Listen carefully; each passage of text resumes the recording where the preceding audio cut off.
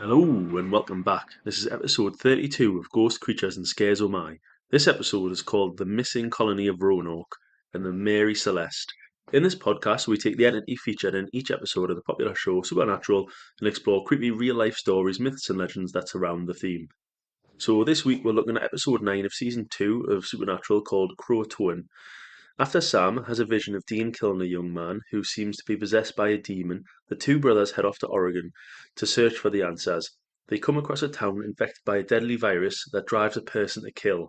Sam becomes infected by one of the locals and prepares for his deadly fate. But after nothing happens to him, Dean decides to come clean and reveal what John whispered him before he died.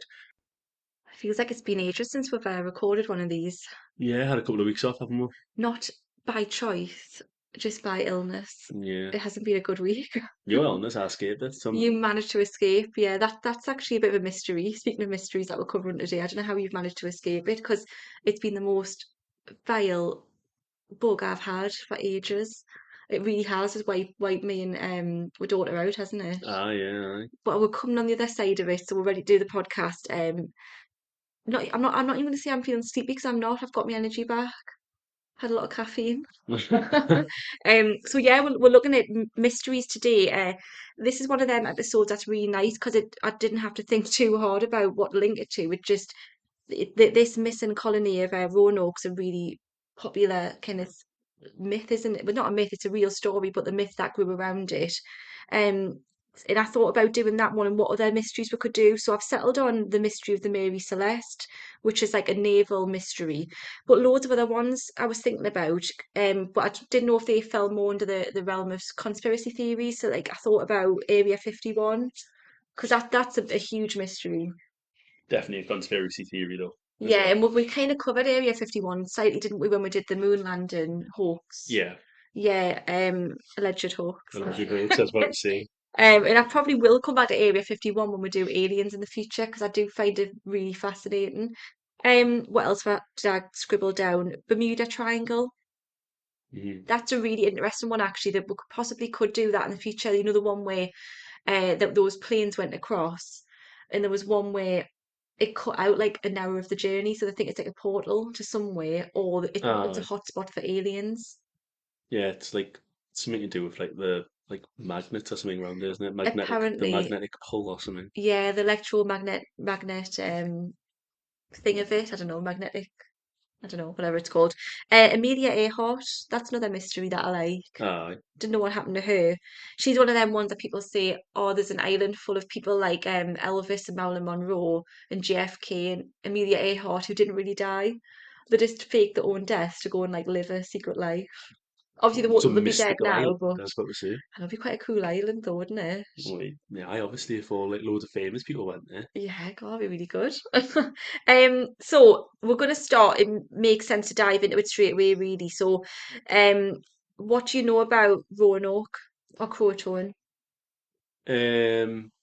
Just that was a place and then a colony of people disappeared. Yeah, that's pretty much it. I've got to keep reminding myself that I get a bit muddled. Roanoke is the place, the colony. Yeah, Croatoan's the word that was carved into the tree, yeah. not the other way around. Yeah. Because they're both kind of like almost nonsensical words. Yeah, Roanoke's still a place, isn't it? And I don't is it know, in probably. Virginia or something, I think, in America? Well, if it's going to be anywhere, I'd imagine in Virginia because that's where they're one of the first colonies. That's when the first colony landed, isn't Yeah, it? because obviously this was the first colony, I'm sure that one of the comes up. first colonies, and when the other ones got there, this one was just completely empty, wasn't it? Yeah, because I know what the research we've got for this one, I'm sure it mentions Virginia, or North Carolina. Sure, it's Virginia. Yeah, I'm thinking of Outlander. That's where like a lot of my research comes from like popular TV shows. So not Pirates of the Caribbean. It's going to be Outlander. That's where they are. I'm sure it's Virginia. Anyway, let's dive in. So I've taken this write up of the legend from allthat'sinteresting.com. The story of the lost colony begins on July the 4th, 1584, when English explorers landed on Roanoke Island in present-day North Carolina. There we go. The explorers were unsuccessful in establishing a settlement, so a larger group led by a man named John White was sent there in 1587. So that's quite early, isn't it? Yeah, really, yeah. Elizabeth on the throne, do you think? I'm sure 99% sure. More your forte than mine. Yeah, Elizabeth would definitely be on the front throne by this point. So this is probably the time of like Walter Raleigh and that, maybe. Aye. Not sure. Um, so this, like in other words, like these were the first kind of Brits to start going out, not only like exploring and trading, they was trying to settle there. Yeah. So that's the kind of Just like start selling. era we're Yeah, thinking of. quite a lot of places. Isn't Among the 117 colonists were White's daughter Eleanor White Day and her stonemason husband Ananias Day. Eleanor and Ananias soon had a daughter named Virginia, the first English child born in the New World. I wonder if that's named after her then. it? Yeah, the place. Yeah. Yeah. Actually, I'm sure that comes up. Could be wrong. It's been a while since I wrote this one, if I'm honest. Sorry, guys. So I'm just trying to remember. Maybe she's named after the place. No, that wouldn't. That wouldn't. Name of the. So they've just arrived there. Yeah, It's and Native called. Americans. Well, no, like maybe they've just arrived there, named the place that, and therefore also named the daughter that. Oh, okay. I'll let you off. I think the other way around. Yeah, could be like. So anyway, there's 117 of them turn up, including this John White, his daughter, her husband, and then they had a daughter, Virginia, and I think that's quite an interesting fact. She was the first English child born in the New World because everyone else had just arrived there by boat. Aye. Low on supplies, the group soon found themselves in a desperate situation. John White then travelled back to England for reinforcements later in 1587, but the outbreak of the Anglo-Spanish War delayed his return. So he went back home to Britain to try and like get some different supplies. Obviously, it's a long journey anyway, but it was halted by a lot of warfare going on between England and Spain. So basically, he didn't get back there until 3 years later.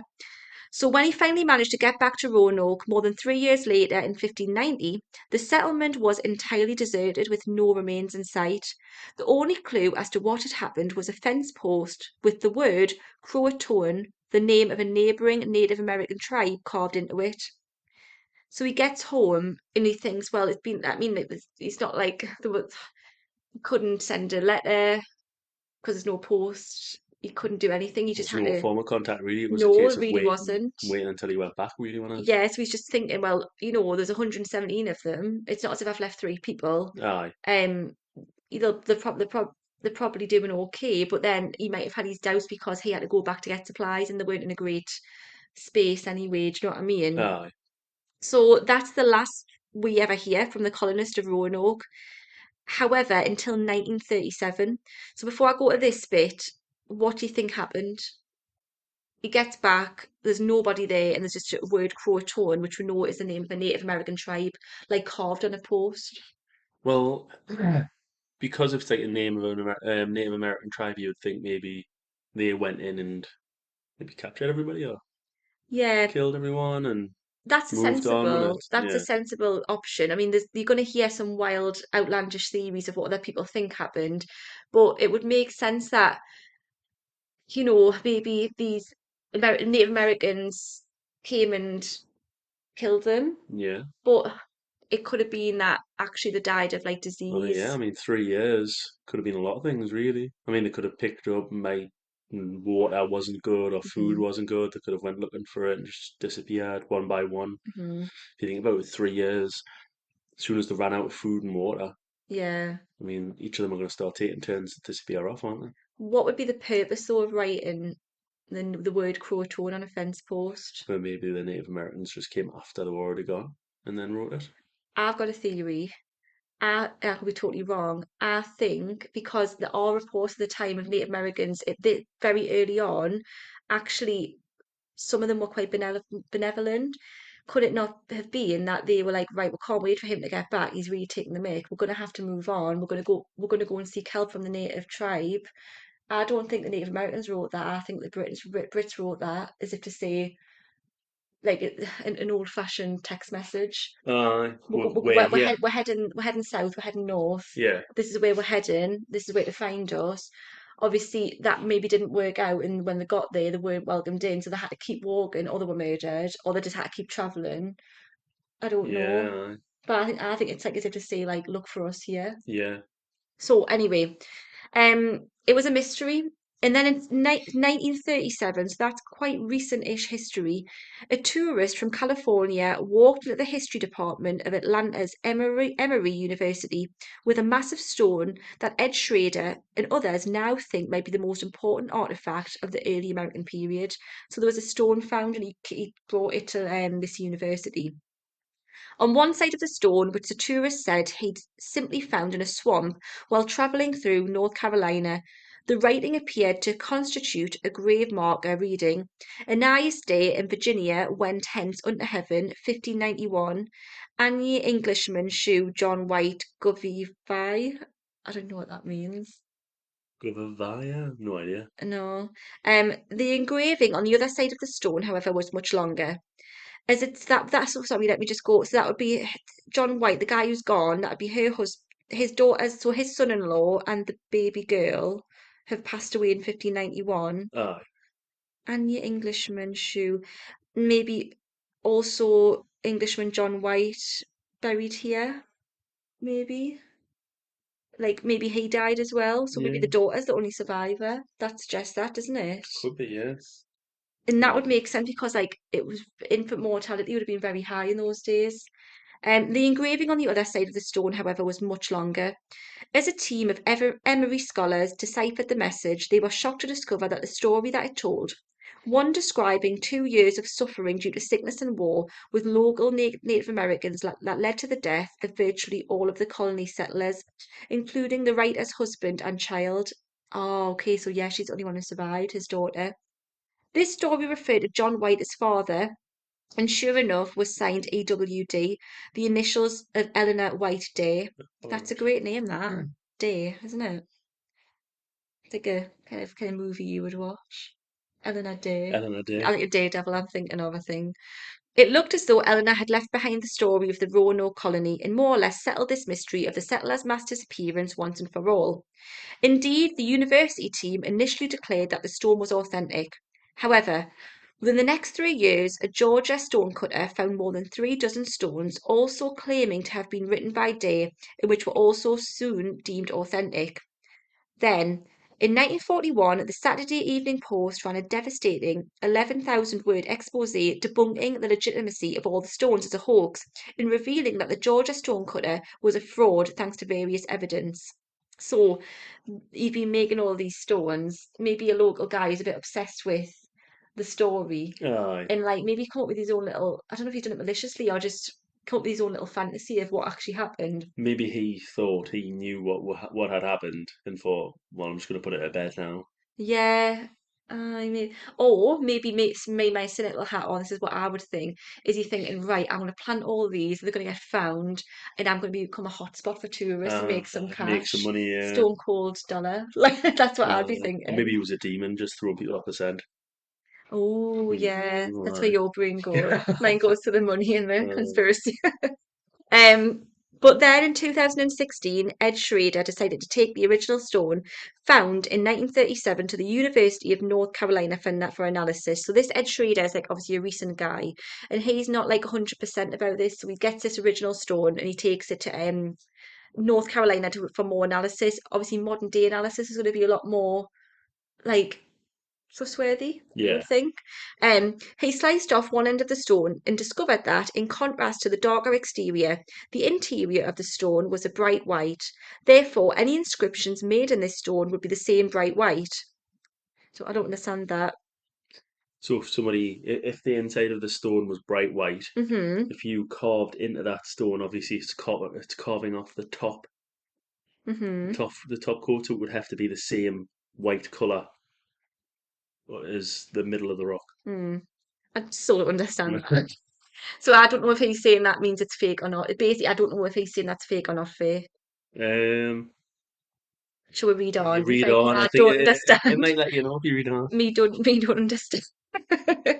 There's me saying I was totally fine after this illness. I'm fine. I'm totally fine. Maybe I've had too much caffeine. I think I it think I sounds have, maybe. haven't I? Sounds like you've Um, been on 50 monsters. However, the inscription on the stone was much darker in colour. Oh, okay, such darkening takes a very long time to occur, suggesting that the inscription was made in the approximate era of the Roanoke colony. Ah, because it would have been very difficult in the 1930s to use chemicals to mask the colour. So, actually, in 2016, they go back on themselves and they say, well, actually, this could be real. I think they're getting hung up on this I stone. was about to say, I think the Croatoan thing's more like her or him leaving a message saying, "Look, Dad, we're trying to look elsewhere," we've went on. or the Native Americans have written it as in like we're the one that are kind of This is our land. we've taken over. I don't know. We'll never know. I don't think, will we? Well, no. We're gonna finish it off, and then we're gonna have a look at some popular theories which amused me. You can guess what the main theory's going to be. Demons? Nope. Do do do do do do do do. Aliens, I think. Yeah, aliens. It's always aliens, isn't it? Always. So what actually happened to the lost colony of Roanoke? I took this from History Collection. The most popular theory is that the colonists left Roanoke and that they sought shelter with other Indian tribes. So that's what I'm thinking. I don't think, you know, if they were coming with their hands in the air saying, "Look, like I know we're strange looking people, we look nothing like you. We come from all over the world. We don't mean you harm. We're women and children and men in need." I don't think the Native Americans would have attacked. I might be naive there. If they went in speaking like that. Because the Native Americans could speak English. Look, hands raised. We've had a bad time with it. I know you can't understand a word that's coming out my mouth, but you know, Howin, you're gonna understand and you're gonna let me come and sit down, have a cup of tea. in. Christ. I did not think that one through. No, you didn't, did you? No, but you know what? You can read body language. They're not coming in like typical what Britain would go and colonize everywhere and kill and plunder. They're coming in like saying, "Look, we're coming here to try and like make a new life, and we just need a bit of help." So they might have taken them in, is what I'm trying to say. Mm, debatable. Well, we'll see because look at this. There were actually many documented sightings of Europeans and their influence in the years following the disappearance of the settlers. The theory goes that these Europeans could have been missing the missing settlers or their descendants. So this one really interests me. There was a Zuniga map drawn by a Jamestown settler named Francis Nelson in 1607. So we're talking about nearly 20 years after. Um, just about. It documents that four men that came from Roanoke were living amongst a tribe called the Iroquois tribe. In the early 1600s, going all the way to the 1700s, so 100 years later, European colonists, because 1500s was really early, and people kept coming over. The Dutch started coming over, 1700s, Spanish. In the 1700s, so like 100 years after this happened, all these Europeans claimed that they met lots of Indians, Native Americans, sorry, who were grey-eyed and slightly like paler skin.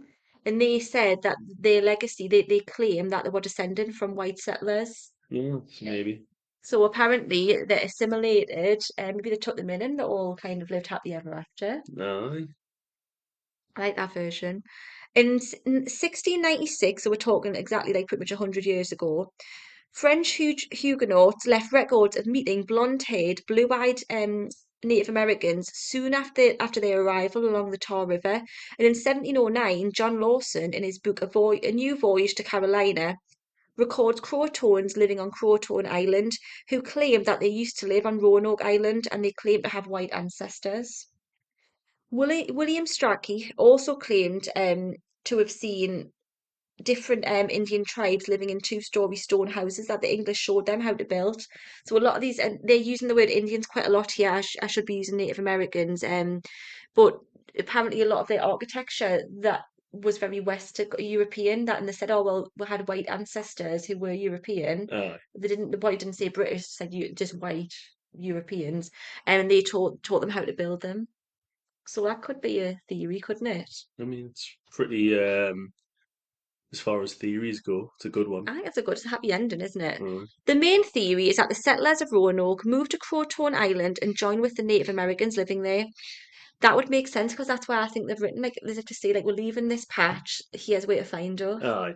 Croatoan Island is located just south of Roanoke Island and was the home of the Croatoan Native Americans. The settlers had good relations with them, so we can assume that the settlers were absorbed into the tribe, so they already had relations with them, which makes That's it even interesting, more, yeah. yeah, This theory has never been substantiated, but with the clues left at Roanoke, plus with the good relations that were standing between the settlers and the Native Americans at the time of their disappearance, it's all we can go on. There is another theory that the colonists joined with the Croatoans and they relocated inland along the Alligator River, slightly inland from Roanoke Island. An archaeological site of settlement, including burial grounds, has been discovered there. And the coffins of the burial grounds have Christian markings on them, but there was no previous record of any settlement or the gravestone in this location. There is no definitive evidence that the site belonged to the missing Roanoke settlers, though. So they still haven't. There's some Christian symbols, but could they have just picked that up from watching them? I don't know. Yeah. It seems a bit strange, though. While the prevailing theory is that the people of Roanoke merged with local Indian populations, it is just as possible that it wasn't as happy an ending. Considering that the people were never heard from again, it is just as likely that they encountered hostile Native American tribes, who might not even be in the Croatoans. You know what I mean? Would the guy have not like when he went back and he got Hmm. back from England, did he not at least go and speak to the if they had good relations already, did he Yeah, not go and speak to the Croatoan tribe and be I don't know, like, has anybody come round? Did he bother to go Yeah, and did he bother to check? go and have a look? Unless he was scared and just headed straight back on his ship. Aye, but if you think it was his daughter and his grandchild, surely he would have went for a look, even if from a distance, to see if he would spy it out. You say that, but if he had his head thinking, right, okay, there's a 50% chance they're all living there happily, and this signs is a warning to go and see them, or there's another 50% chance that that signs like as if to say we've killed them all, and he's on his own. But if they had good relations, surely that would give you the slight edge. Plus, it being his, like I say, his daughter and grandchild, Yeah, but maybe he's and just give him the I slight don't edge to be know. like, maybe I should go and take a look just in case. Maybe he's not a nice guy. Alright, Maybe well, if it was like maybe he's just thought I'm gonna get back my ship and get out of here. aye, start again somewhere else. What could he do? Really, he couldn't just stay there on his own. He'd have to go back, really. So I don't know.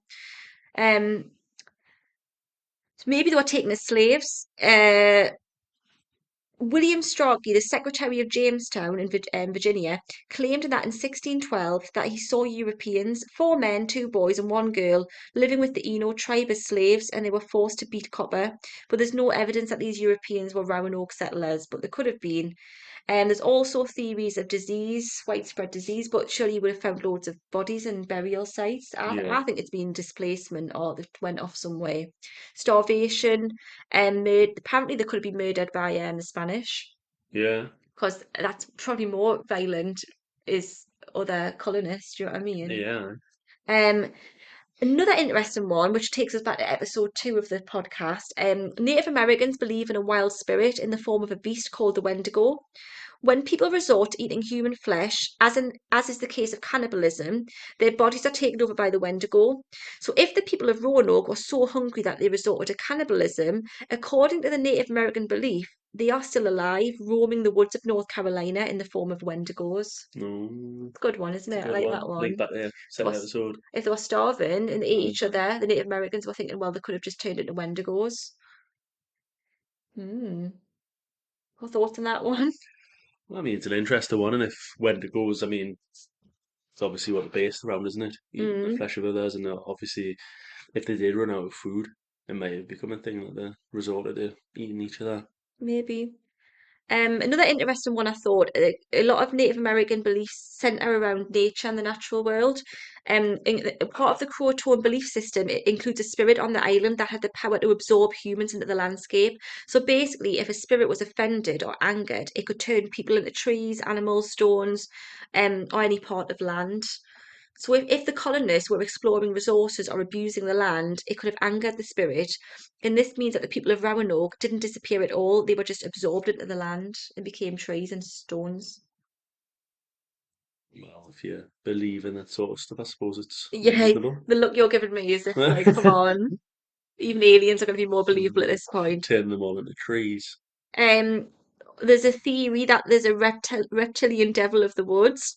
The It's red getting tent. worse. We're getting worse. Scraping the barrel. We're going from bad from well, I mean, it started off pretty good with the whole they just colonized with the rest of the Native Americans. It's went from quite like a, Normal. a normal history podcast to us quite quickly, We're hasn't it? descending quick. It's an evil spirit that could attach itself to people. This spirit can make people violent, greedy, and paranoid. And the Croatoans believe that this reptilian spirit had possessed the settlers once they started to turn on each other after John White left for England to retrieve more supplies. That's just human nature. If they're hungry and scared, they're Aye. going to start. Maybe they all killed each other. Yeah, maybe they started running out of food, so therefore they started fighting, and then they all Hmm. just sort of split off into little groups and started killing. Hmm. The word Croatoan, which we know is the name of the tribe, so that takes away the mystery of it a little bit because people were like, "Well, what does that word mean?" Well, it's the name of the tribe. Yeah. But there is some weird stuff I'm going to mention about that word, but we'll come to that in a minute.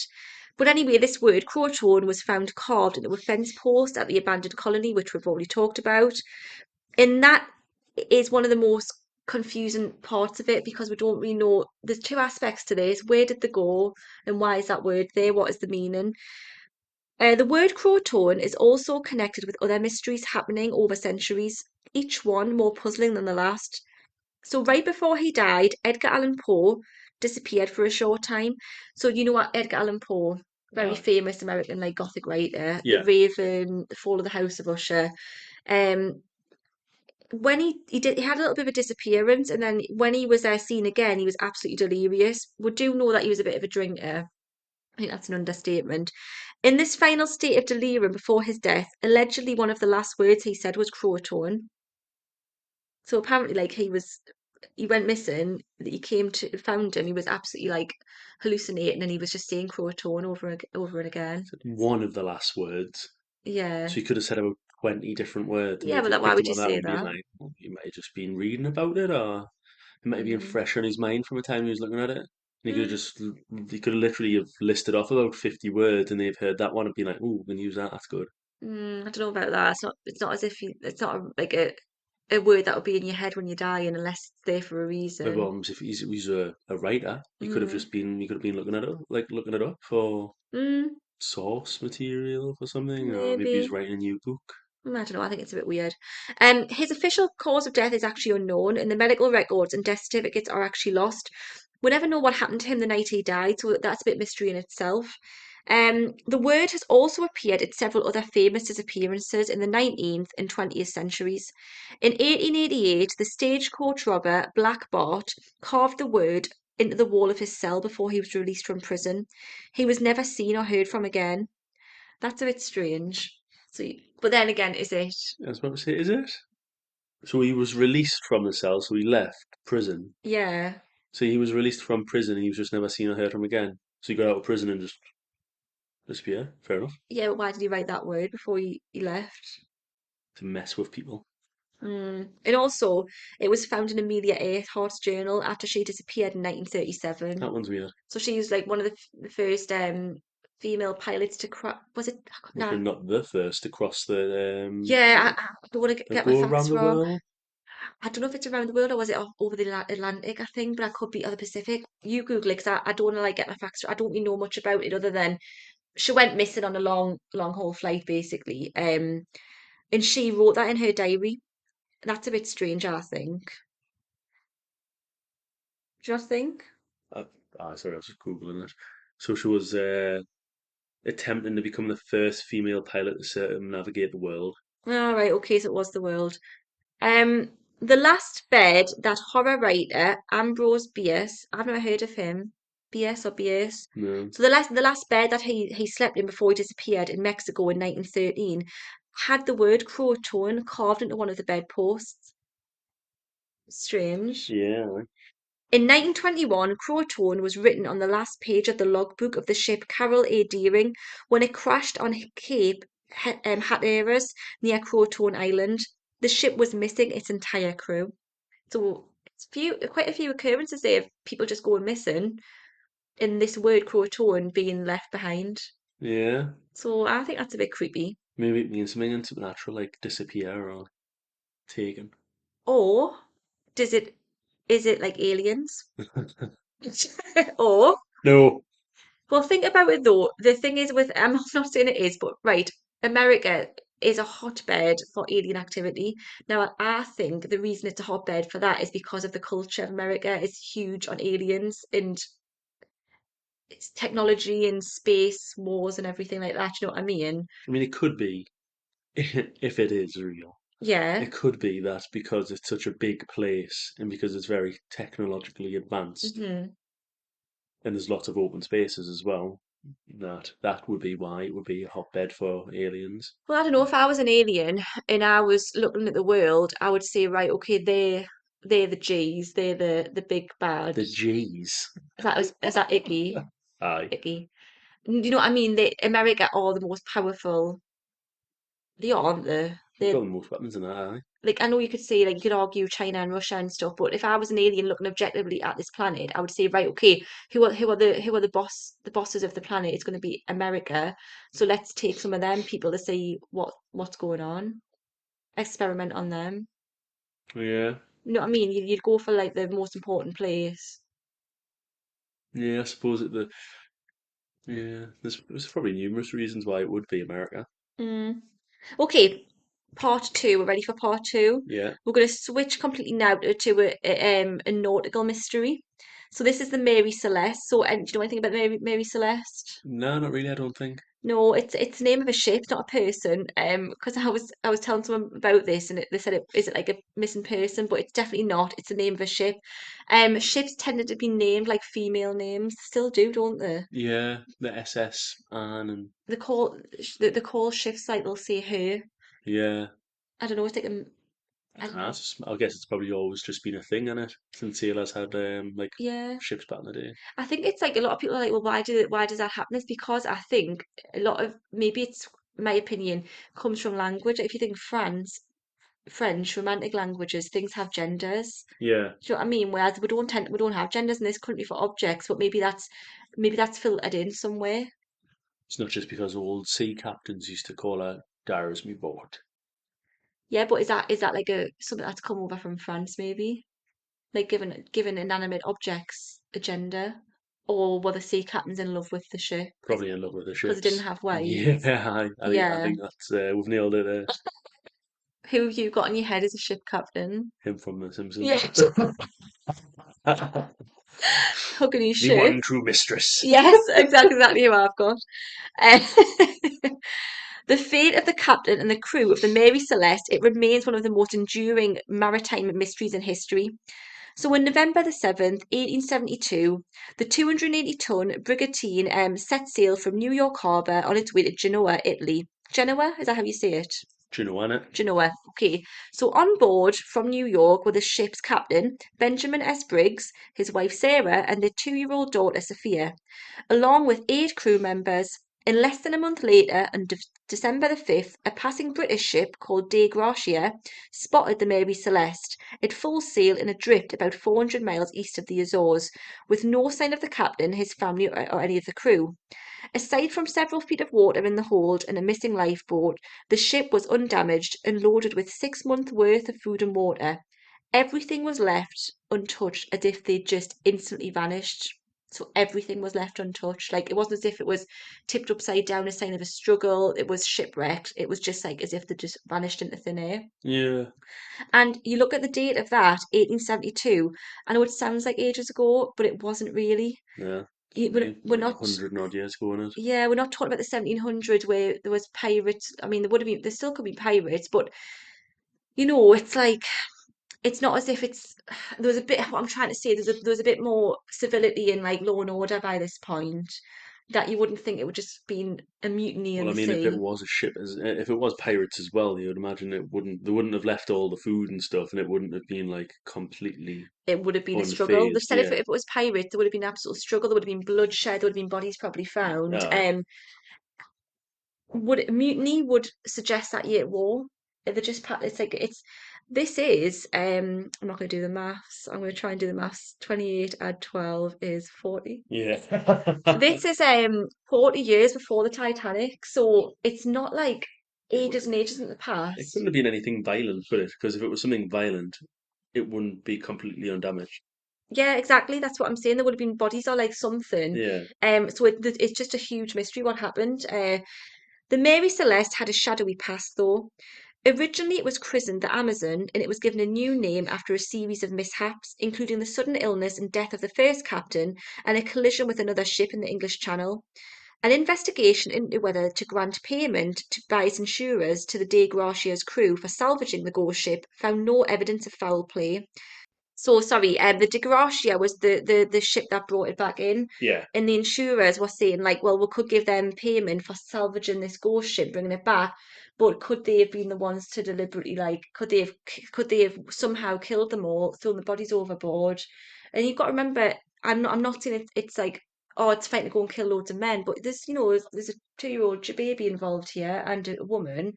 It's going to be quite bad. It's going to be horrendous if they've killed all these people just to get insurance money. But they said, well, there's no evidence of that happening. The DeGracia has just come across it by chance, kind of thing. So Yeah. it's not really adding up. They didn't really understand what was going on.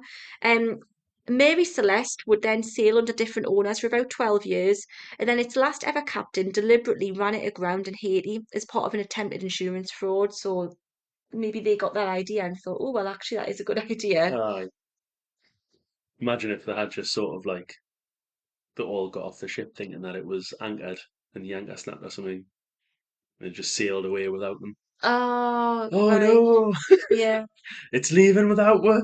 Yeah, I don't really have like a massive. I'm gonna have to keep thinking because I don't have a huge theory on this one. If I'm honest, it's very very odd. Um, in 2001, best-selling novelist and adventurer Clive Cussler claimed to have found the wreck of Mary Celeste.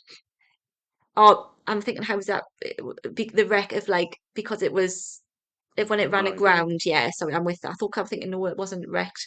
But later analysis of the timbers retrieved from the ship he found showed the wood was still living at least a decade after Mary Celeste sank, so it couldn't have been that. And meanwhile, one of the most famous maritime mysteries in history endures. Why would an experienced captain such as Briggs or his sailors abandon a perfectly sound ship? Yeah, there was nothing wrong with the ship either. There was no like sign of there's like in the Titanic when it was flooding, Yeah. you're gonna have to get off. It was absolutely fine.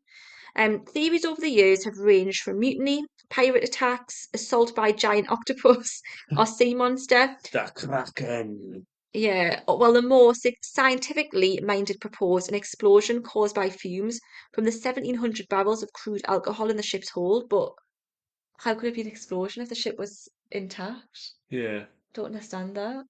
Maybe it means like The story's got me a maybe it bit. means it exploded and therefore the fumes of the alcohol hit everybody. Yeah, but they'd all just be found Yeah. dead, sitting at the table or in bed. And it's all got really smashed and jumped over. I don't know. I I, can't I imagine don't every single agree with person that. would have done that though. I think I just doesn't. None of this adds up to me.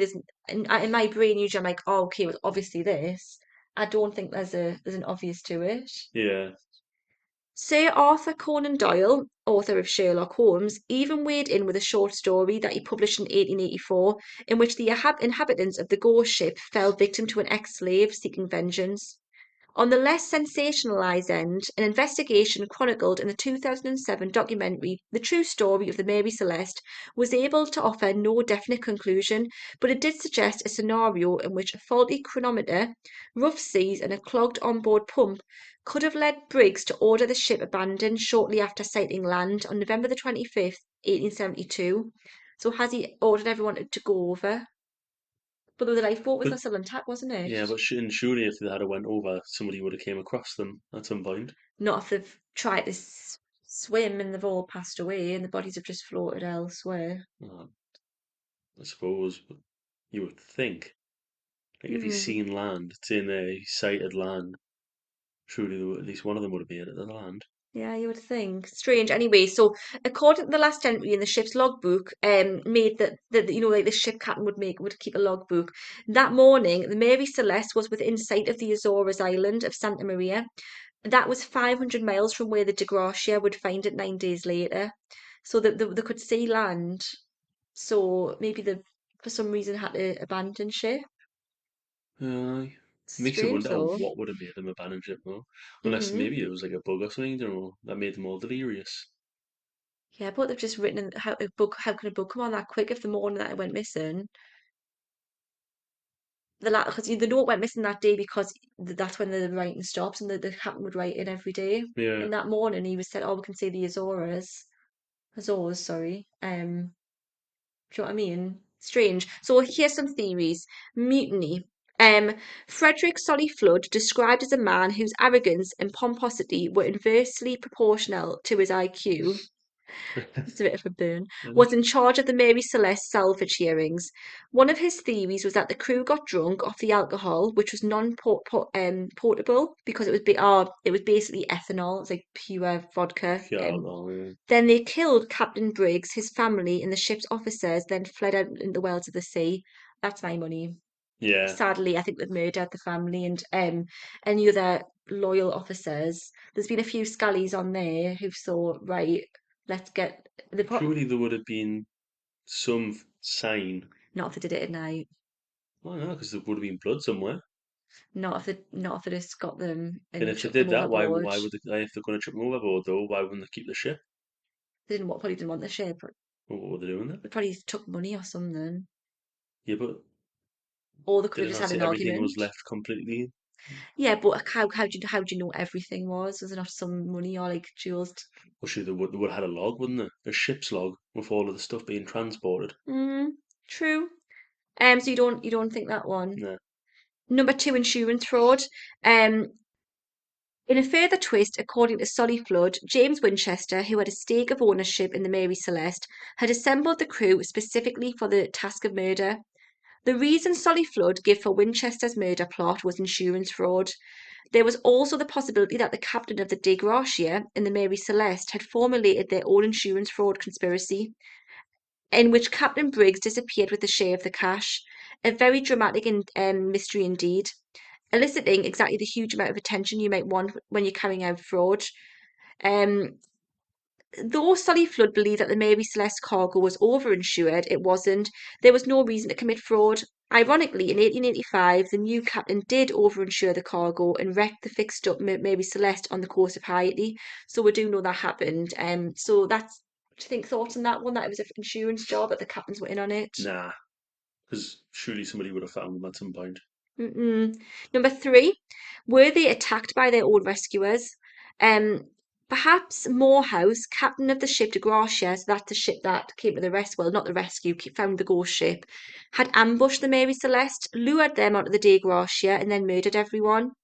Never mind that the De Gracia was a slower ship and had left 8 days after the Mary Celeste, and so in no way could set up an ambush.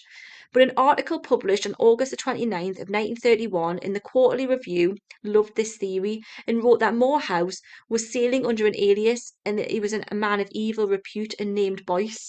Boycey? Boise? Where does the name Boyce come from, you may ask? In 1913, the Strand magazine published a fraudulent account of Abel Foistick, who said that he had been on board the Mary Celeste and survived. Apparently, during a swimming contest, everyone drowned or got eaten by sharks except this man. Numerous facts in the Strand article were wrong, including changing Morehouse to Boise or Boyce. That's Nah, ridiculous. that's a ridiculous one as well. And what 2-year-old's gonna be doing in like a swimming contest? I It's know. ridiculous. Pirates, that would make sense. In the 1870s, Riffian pirates roamed the waters of the coast of Morocco. However, the personal possessions of the crew, some of which were very expensive even, were untouched. This is what So I was that saying about that kind of rules the out mutiny as well. Then, not inside job or pirates. yeah. Water spouts. These look horrifying. Not even Dorothy and Toto would fare well in a face-off against these water tornadoes. A violent water spout may explain the disappearance of those in the Mary Celeste crew. The state of the ship when found was seaworthy, but worse for wear. The sails were ragged and there was water in the ship's bilge. So I didn't know that. A water spout would have caused low bar- barometric pressure, which could have forced water from the bilge up into the water pumps. Because of this, the crew may have believed that the Mary Celeste had taken on more water than it actually had and was about to sink, and as a result, they abandoned ship and maybe drowned. Yeah. That's quite likely. Sadly, they thought the ship was drowning, so they had to get off, but it wasn't. Yeah, but they didn't take any lifeboats. Yeah, they did say that, didn't it? Yeah. That earlier there was a lifeboat left, unless it was a big panic and they couldn't get the lifeboat off.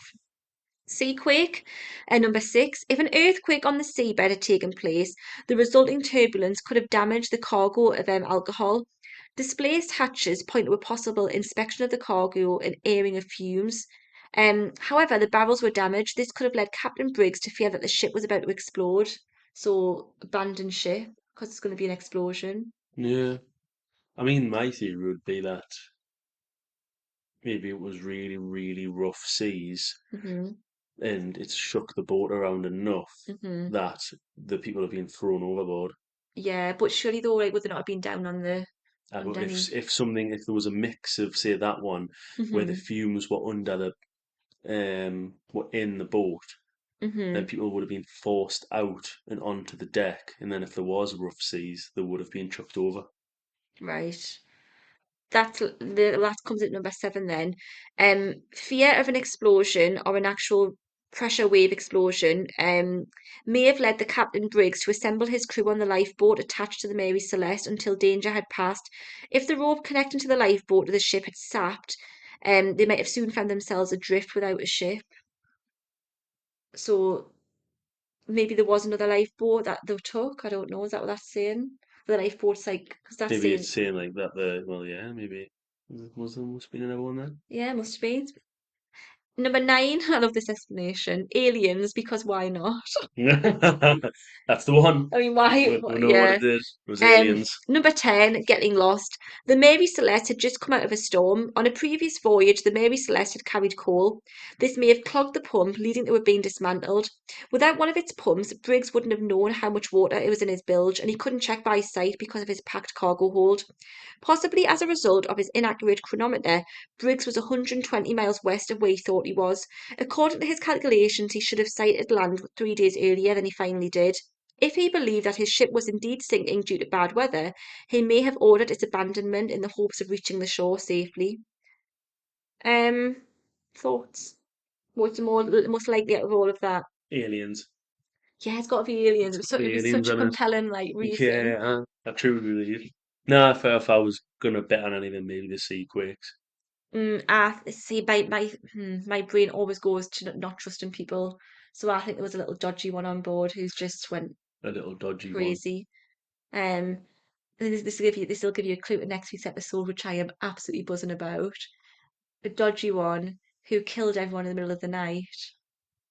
Evil. Amityville. Ryan Reynolds. Ooh.